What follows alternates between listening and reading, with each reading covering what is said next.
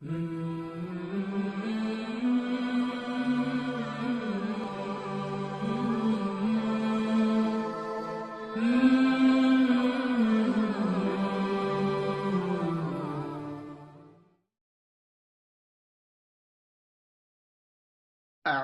بالله من الشيطان الرجيم. بسم الله الرحمن الرحيم. قل تعالوا أتل ما حرم ربكم عليكم ألا تشركوا به شيئا وبالوالدين إحسانا ولا تقتلوا أولادكم من إملاق نحن نرزقكم وإياهم ولا تقربوا الفواحش ما ظهر منها وما بطن ولا تقتلوا النفس التي حرم الله إلا بالحق ذلكم وصاكم به لعلكم تعقلون ولا تقربوا مال اليتيم إلا بالتي هي أحسن حتى يبلغ أشده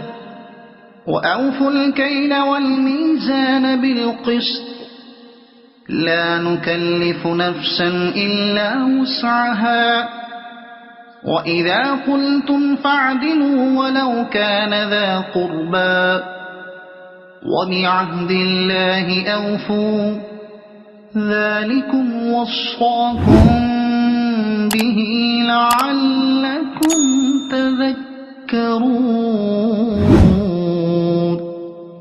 وَأَنَّ هَذَا صِرَاطِي مُسْتَقِيمًا فاتبعوه ولا تتبعوا السبل فتفرق بكم عن سبيله ذلكم وصاكم به لعلكم تتقون ثم آتينا موسى الكتاب تماما على الذي أحسن وتفصيلا لكل شيء وهدى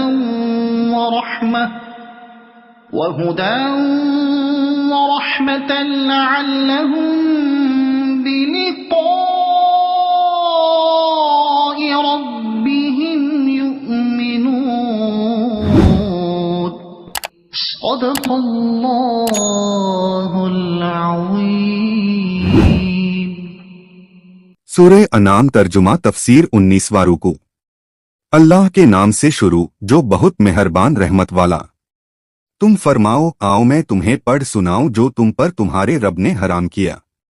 اس کا بیان یہ ہے کہ اس کا کوئی شریک نہ کرو اور ماں باپ کے ساتھ بھلائی کرو کیونکہ تم پر ان کے بہت ادھیکار ہیں. انہوں نے تمہارا پالن پوشن کیا، تمہاری تربیت کی، تمہارے ساتھ شفقت اور مہربانی کا سلوک کیا، تمہاری ہر خطرے سے چوکسی کی. ان کے ادھیکاروں کا خیال نہ کرنا اور ان کے ساتھ اچھے سلوک نہ کرنا حرام ہے. اور اپنی اولاد قتل نہ کرو، مفلسی کے کارن ہم تمہیں اور انہیں سب کو رزق دیں گے. اس میں اولاد زندہ زمین میں گاڑ دینے اور مار ڈالنے کی حرمت یعنی اویدھتا بیان فرمائی گئی ہے، جس کا جاہلوں میں رواج تھا کہ وہ اکثر دردرتا کے ڈر سے اولاد کو ہلاک کرتے تھے. انہیں بتایا گیا کہ روزی دینے والا تمہارا ان کا سب کا اللہ ہے، پھر کیوں قتل جیسے سخت جرم میں پڑتے ہو؟ اور بےحیائیوں کے پاس نہ جاؤ جو اس میں کھلی ہیں اور جو چھپی، کیونکہ انسان جب کھلے اور ظاہر گناہ سے بچے اور چھپے گناہ سے پرہیز نہ کرے تو اس کا ظاہر گناہ سے بچنا بھی اللہ کے لیے نہیں، لوگوں کو دکھانے اور ان کی بدگوئی ارتھات آلوچنا سے بچنے کے لیے ہے. اور اللہ کی رضا اور ثواب کا حقدار وہ ہے جو اس کے ڈر سے گناہ چھوڑ دے. اور جس جان کی اللہ نے حرمت عزت رکھی اسے ناحق نہ مارو. وہ کام جن سے قتل جائز ہوتا ہے یہ ہیں: مرتد ہونا یعنی اسلام سے پھر جانا، یا قصاص یا بیاہے ہوئے کا جنا کرنا، बुखारी व मुस्लिम की हदीस में है कि सैयद आलम सल्लल्लाहु अलैहि वसल्लम ने फरमाया, कोई मुसलमान जो ला इलाहा इल्लल्लाह मुहम्मदुर रसूलुल्लाह की गवाही देता हो उसका खून हलाल नहीं, मगर इन 3 कारणों में से कि एक कारण से या तो ब्याहे होने के बावजूद उससे जिना सरजद हुआ हो, या उसने किसी को नाहक कत्ल किया हो और उसका बदला उस पर आता हो, या वह दीन छोड़कर मुर्तद हो गया हो। यह तुम्हें हुक्म फरमाया है कि तुम्हें अक्ल हो और यतीमों के माल के पास न जाओ मगर बहुत अच्छे तरीके से, जिससे उसका फायदा हो, जब तक वह अपनी जवानी को पहुंचे। उस वक्त उसका माल उसके सुपुर्द कर दो और नाप और तौल इंसाफ के साथ पूरी करो। हम किसी जान पर बोझ नहीं डालते मगर उसकी ताकत भर, और जब बात कहो तो इंसाफ की कहो, अगरचे तुम्हारे रिश्तेदार का मामला हो, और अल्लाह का अहद पूरा करो। यह तुम्हें ताकीद फरमाई कि कहीं तुम नसीहत मानो। और यह कि इन दोनों आयतों में जो हुक्म दिया गया यह है मेरा सीधा रास्ता, तो इस पर चलो और राहें न चलो जो इस्लाम के खिलाफ हो, यहूदियत हो या ईसाइयत या कोई और मिल्लत, कि तुम्हें उसकी राह से जुदा कर देंगी। यह तुम्हें हुक्म फरमाया कि कहीं तुम्हें परहेजगारी मिले।